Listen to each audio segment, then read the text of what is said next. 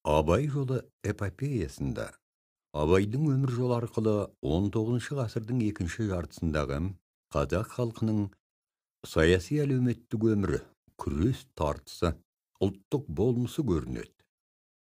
Романның басында оқудан оралатын Абайдың балғын көңілі мен балалық қылықтары тәлімді де зерек баланың бойына үйлесімді баяндалады.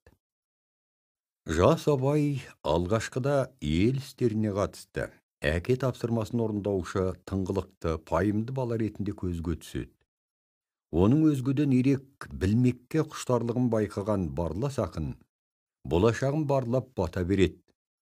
Жас Абай үлкендердің сөзі мен ісін таразылай жүріп, ру арасындағы талас тартыстың да жайын бағдарлайды, әрі оған өз бағасын береді.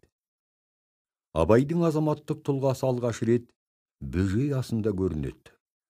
Ру арасындағы тартыста жақыным айтты деп бұра тартпай, ақиқат жолын айнымай тапқан ақын кейінгі істерінде де үнемі ел мүддесінен шығарлық байлам жасап отырады. Жұттағы ауыр жағдайда Абай бірінші болып елге көмек қолын созады. Халық басына төнген ауыртпалықтың бірі оба ауруына қарсы күресте де Абай ел ішінде жүреді. Абай маңайына жас ақын, әнші, өнерпаз жастарды үйреп, үлгі-өнеге мектебін құрады, жастарды жаңалыққа бастайды. Орыс достарымен қарым қатынасында көздегені қазақ халқын ағарту ісі болады. Романда Абай бұлтарысы көп, бұрылаң жолда елдің жоқтаушысы, адасқан жолда жол көрсетер төрешісі, ақылшысы ретінде көрінеді.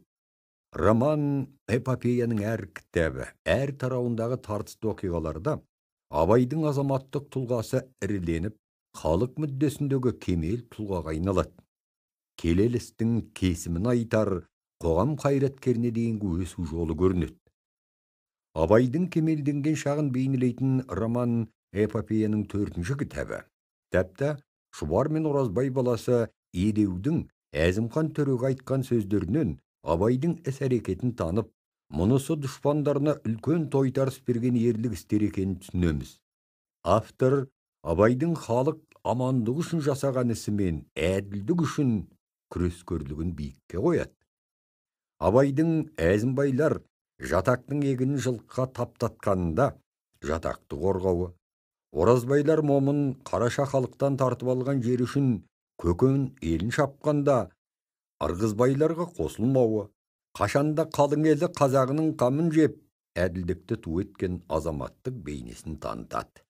Романнан оқырман Абайды ақындық, адамгершілік, азаматтық, қайраткерлік, ұстаздық тағы басқа қырынан таниды. Автор мінездеу мен мүсіндеу, жинақтау мен даралау міндеттерін шебер үйлестіру арқылы Абайдың бірегей образын сомдайды. Романда Абай тұлғасы өзіне ғана тән, қайталанбас ерекшеліктері бар жеке дара тұлға. Сонымен қатар ол типтік жағдайларда алынған типтік бейне ретінде танылады. Абай жолы күрес жолы, туған халқына қызмет ету жолы екені анық.